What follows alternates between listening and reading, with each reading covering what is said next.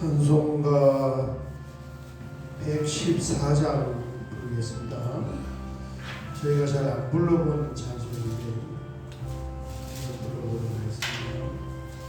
찬송가 114장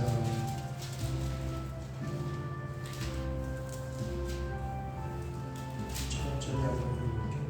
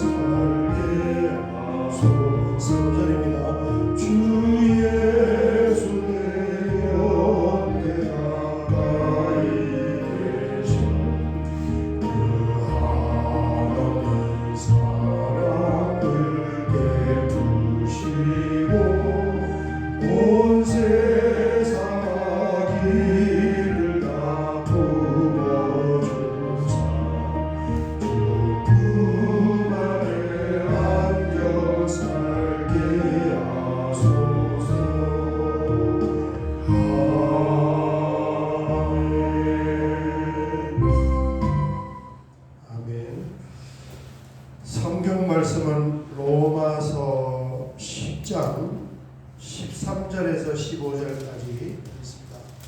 로마서 10장 13절에서 15절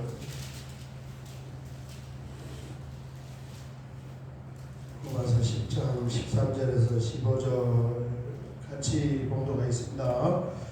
누구든지 주의 이름을 부르는 자는 구원을 얻으리라. 그런즉 그들이 믿지 아니하는 이를 어찌 부르리요? 듣지도 못한 이를 어찌 믿으리요? 전파하는 자가 없이 어찌 들으리요? 보내심을 받지 아니하였으면 어찌 전파하리요? 기록된 바 아름답도다 좋은 소식을 전하는 자들의 발효함과 같으리라. 아멘. 아멘. 우리가 새벽에 로마서 14장까지 이제 마쳤고 15장을 할 차례인데 그 중간에 막간을 이용해서 성경, 한글 성경이 어떻게 번역되었는가 이 말씀을 며칠 동안 같이 나누도록 하겠습니다.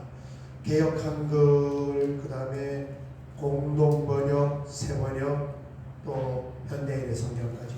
여러분 대한 성서공회는 아펜젤러 선교사님이 대한 성서공회를 설립을 해서 그 성서공회는 감리교가 지금 주관을 하고 있어요. 그래서 대부분 우리 성경을 번역을 할 때 감리교 목사님들이 주축이 돼서 성경을 번역한 게 많고, 그리고 그 감리교 목사님들이 주축이 돼서 성경 번역하는 것은 우리나라에서 확산이 안 됩니다. 우리나라는 장로가 많기 때문에. 그래서 새 번역, 현대인의 성경, 공동 번역은 또 천주교하고 같이 번역을 했고, 기존 교회에서 잘 안 읽는 거예요. 그런 역사가 있는데 어쨌든 한번 그 과정을 한번 보면 우리가 이 성경, 우리 한글 성경을 번역을 말하려면은 먼저 어떤 성경을 한 권을 소개해야 되냐면은 한자 성경입니다. 한문으로 성경이 번역된 거예요. 이 한문으로 성경이 언제 번역이 됐냐면 1907년도 평양 장대현 성경 강림의 사건이 있었는데 그보다 100년 전이에요. 100년 전에 1807년이 되겠습니다. 이때에 최초로 이제 중국 성경, 영국 출신 로버트 모리슨, 이 사람이 최초 개신교 중국 성경입니다. 우리 장대현보다 100년 일찍 들어왔어요. 그래서 이 사람이 1807년 25살 영국 선교사가 영국에서 출발을 해서 미국을 거쳐서 태평양을 건너와서 어디로 입국을 했냐면 마카오에 입국을 했습니다. 그리고 이제 홍콩 광동성 그쪽 지역에서 활동을 하면서 거기에서 성경을 번역을 했는데 도착한 지 5년 만에 신약 성경 전권을 한자로 성경을 번역한 거예요.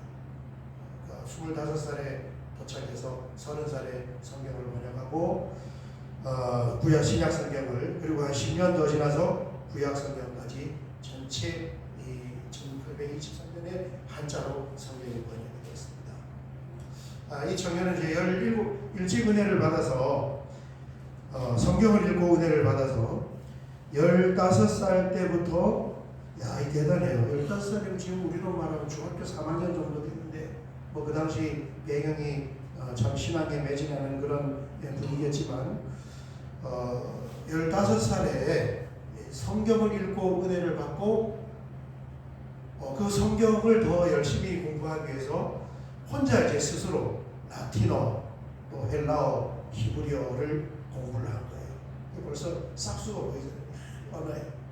그리고 이제 20살에 선교사 학교에 입학을 했는데 중국 선교의 뜻을 갖고 중국어도 공부를 한 거예요. 기록을 보니까 아주 발군의 실력을 가진 그런 신학생이 하나가 등장을 해서 영국에서 그 교수로 이렇게 좀 키우고 싶었는데 벌써 20살에 입학했는데 라틴어, 헬라어, 히브리어, 중국어 절절절절 하면서 학교에 들어오니까 얼마나 탁월하겠습니까? 그런데 선교에 헌신을 하고 미국을 돌아서 마카오에 들어가서 엄청난 유작을 막 남긴 거죠. 그 어려운 중국어를 마스터를 하고 영어로 된 성경을 또 원문에 입각해서 한문으로 이렇게 번역을 했어요. 그리고 그 한문으로 번역한 성경이 뭘로 번역이 됐습니까? 이제 한글로 번역이 된 거예요. 금요일 새벽에 이제 존 로스 목사님, 제가 새벽에 말씀을 드렸는데 다시 한번 이 예수 선교 전서, 이게 한글로 제일 먼저 번역이 되는데 좀 연도를 알면은 1885년, 이게 아펜젤러 언더우드 목사님이 우리나라의 최초로 이제 이렇게 선교사로 파송이 돼서 제물포로 들어오네요. 그런데 이 1885년도에 선교사님들이 공식적으로 우리나라에 들어왔지만 예수 믿는 사람은 이보다 훨씬 전부터 벌써 예수 믿는 사람이 있었어요. 그럼 어떻게 예수 믿는 사람이 있었냐 하면은 스코틀랜드 선교사 존 로스라는 분이 북중국 만주 선교사로 도착을 한 거예요. 그래서 이분이 이제 만주 선교사에 와서 1876년 선교사를 훨씬 76년에 만주 선교사로 더 전에 왔습니다. 와서 만주에서 몇 년 동안 이렇게 활동을 하다 보니까 이 중국어 만주어를 쓰지 않는 다른 언어를 쓰는 사람들이 왔다 갔다 하는 걸 본 거예요.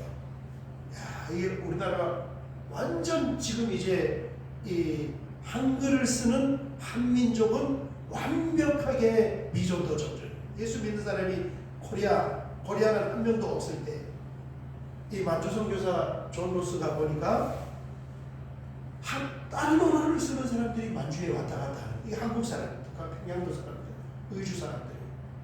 그래서 하나님 은혜 대단하잖아요. 그죠? 이 복음의 열정이라는 게 참 믿음은 뭘로 나는 거예요? 들으면서. 말씀을 들어야 돼요. 말씀을 들으려면 그 언어로 복음이 전해져야 되는 거예요. 그래야 들을 수가 있으니까. 그래서 선교사들이 딱 가면은 하는 일이 뭐냐면은 성경이 없을 때 성경관에게 매집을 합니다. 근데 놀랍게도 하나님은 그 성경을 번역하기 위하여 진짜 언어에 탁월한 이 언어 재능, 언어 은사자를 예비시키고, 한자 성경이 어떻게 태어났습니까? 15살에 벌써 은혜 받고 라틴어, 헬라어, 히브리어를 독학을 하면서 중국어를 공부한 이 사람, 얼마나 언어에 재능자겠어요. 그 사람을 중국으로 보내가지고 한문 성경을 만들어 놓고, 그 다음에 이제 스코틀랜드 존 로스 목사가 보니까 한글 쓰는 사람들이 있어서 저 나라 말로 내가 성경을 번역을 시켜줘야 되겠다, 이렇게 생각을 하고 만주 우리 지금 심양이라고 부르는 봉천 거기에서 자기에게 한글을 가르쳐줄 한글 선생을 물색을 한 거예요. 그러면서 이제 그 이응찬이라는 고려 인삼장사 같은 한약재 하는 사람이 압록강을 건너다가 풍랑에 한약재를 압록강에다 수장을 시키고 쫄딱 망해서 만주에 가서 이 선교사가 돈을 유급을 하면서 한글 선생을 구한다는 이 소식을 듣고 이응찬이 존 로스 목사님의 한글 선생으로 들어갔다가 거기서 복음을 듣고 예수님을 믿고 세례를 받는 거예요. 이게 1870년이에요. 우리나라 개신교 1호 세례죠. 여기 언더우드 아펜젤로 선교사람이 들어오기 한 10년 전이죠. 10년 전에 예수 믿는 사람이 자생적으로 생긴 거예요. 만주 선교사로부터.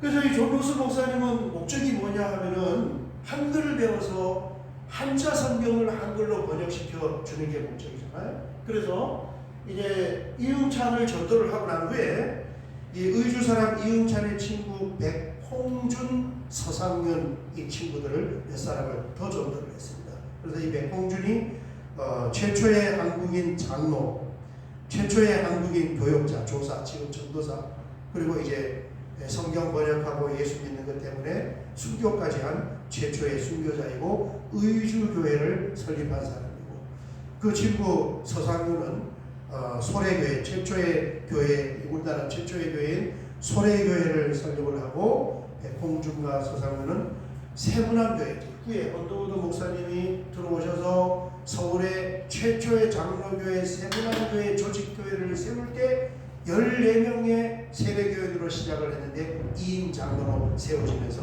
조직교회를 출발하는 거예요. 이 사람들이 전부 의주 사람들. 존 로스 목사님이 전도를 했어요. 그리고 그 팀을 가지고 뭘 했냐면은 성경을 번역했는데 1882년도에 이때 82년도에 예수 성교 전서 누가복음이 번역이 되고 요한복음이 번역이 되고, 그리고 1887년도에 신약성경 전권을 다 번역합니다. 그러니까 언더우드 아펜젤로 선교사님이 들어오기 전에 이미 만주를 중심으로 해서 성경이 한글로 번역이 되었고, 그 한글로 번역된 한글 성경을 들고 이응찬, 백홍준, 서상윤 및 초기에 전도되었던 이 사람들이 만주, 간도, 그 다음에 이북지방에 엄청나게 많은 사람들을 전도를 해서 이미 예수 믿었어요. 우리가 생각하기에는 선교사님들이 들어오셔서 그분들이 복음을 전해서 예수 믿는 사람들이 생겼다라고 막연하게 생각할 수 있는데, 그렇지 않고 이 언더우드 아펜젤로 선교사님이 들어오기 전에 벌써 교회가 의주교회, 소래교회가 교회에 설립이 되었고, 세례는 받지 못했지만 예수 믿는 사람들이 많이 100명씩 세례 받으려고 기다리고 있다가 문답하고 30명 세례 받고 그랬다. 예수 믿는 사람들이 벌써 있었어요. 그래서 이때 번역한 이 성경을 뭐라고 부르냐면은 신약 성경만 번역을 했습니다. 존 노스 영이다 이렇게 불러서 우리 최초의 한글 성경이 되는 거예요. 존 노스. 제가 이 말씀을 이제 지난주 금요일에 했는데, 자 이렇게 이제 북쪽 만주를 중심으로 이렇게 성경이 번역이 되면서 이 성경을 번역하는 번역팀 우리나라 사람들이 참여를 했습니다. 초대 예수 믿는 분들이 참여한 그 번역팀은 어디에 재정을 받고 번역을 했냐면은 영국 성서공회와 스코틀랜드 성서공회의 재정 후원을 받으면서 이제 성경이 한글 성경이 번역이 됐어요. 그런데 자 투 채널로 영국 성서공회와 스코틀랜드 성서공회가 스코틀랜드 선교사를 중심으로 만주에서 한국 사람들을 만나서 성경을 번역했는데, 그러면서 한글 성경이 탄생했는데, 자 비슷한 시기에 이제 무슨 일이 있었냐면은 미국 선교사들은 어디에 지금 진출해 있었냐면은 동경을 중심으로 한 요코하마. 그리고 그 동경 요코하마 치바 우리 이도현 선교사님이 치바의 교회가 있는데 그 치바 동경 요코하마는 같은 한글 이렇게 쓰는 동경만에 있는 거예요. 요코하마로 일본은 제일 처음에 복음이 들어왔어요. 요코하마로. 그 요코하마 동경에 미국 선교사님들이 지금 와서 일본 선교를 하고 있는데, 그 미국 선교사님들이 가만히 보니까 일본어를 쓰지 않는 사람들이 또 거기에 온 거예요. 그게 한국말을 쓰는 한국 사람들인 거예요. 그래서 1882년 이게 1882년에 우리나라 이목을 난 박영균, 민영희 이런 사람들이 일본을 방문하는데, 이때 이수정이라는 분이 같이 일본을 방문을 합니다. 그러면서 이제 미국 선교사를 만나게 되고 이쪽에서 성경이 또 번역이 한 팀이 이루어지는 거예요. 오늘 새벽에 여기까지 하고 내일 새벽에 일본을 중심으로 신약 성경이 어떻게 번역되느냐를 보도록 하겠습니다. 이런 참 우리 예수님이 땅에 복음을 우리에게 선물로 주시기 위해서 오신 것이 다음 주에 있는 성탄절인데, 참 예수님이 오신 거 성탄절 그 의미가 우리에게 참 너무너무 귀하고 깊지만 정말 평가절하 받으면 안 되는 그런 내용이 뭐냐면은 이렇게 선교사님들이 놀랍잖아요. 그죠? 완벽한 미전도 종족 복음에 불모지에 중국에 왔던 선교사님들이 그 한반도를 바라보면서 한글로 번역하십니다. 자기는 거기 들어오지도 않으면서. 그 다음에 일본에 진출해 있는 선교사들이 그 한국 땅을 바라보면서 한글로 성경을 번역을 해요.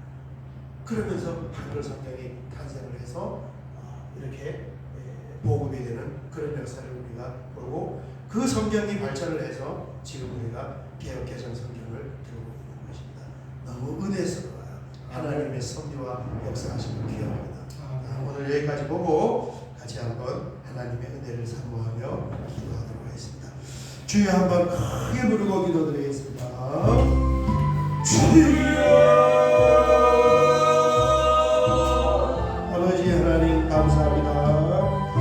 2024년 성탄절을 준비하며 이렇게 한 걸음 한 걸음 나아가면서 특별히 우리가 우리 손에 들고 있는 하나님의 말씀을 어떻게 우리가 들게 되었는가 하는 것을 이렇게 차분차분하게 함께 나누면서 또 묵상을 하면서 하나님의 섭리하심이 얼마나 위대하고 세밀한지, 하나님의 은혜가 얼마나 크신지를 다시 한번 기억을 하면서 우리의 믿음의 뿌리를 더듬으며 나아갈 때 오늘 새벽에도 하나님 귀하고 복된 은혜를 우리에게 허락하여 주시고, 하나님의 은혜가 우리 안에 가득가득 넘침으로 말미암아 오늘 하루도 힘을 내어서 믿음으로 살게 하여 주시옵소서.